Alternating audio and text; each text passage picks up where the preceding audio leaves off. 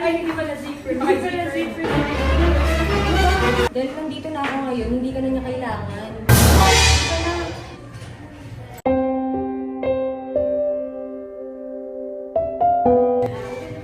Okay na yun.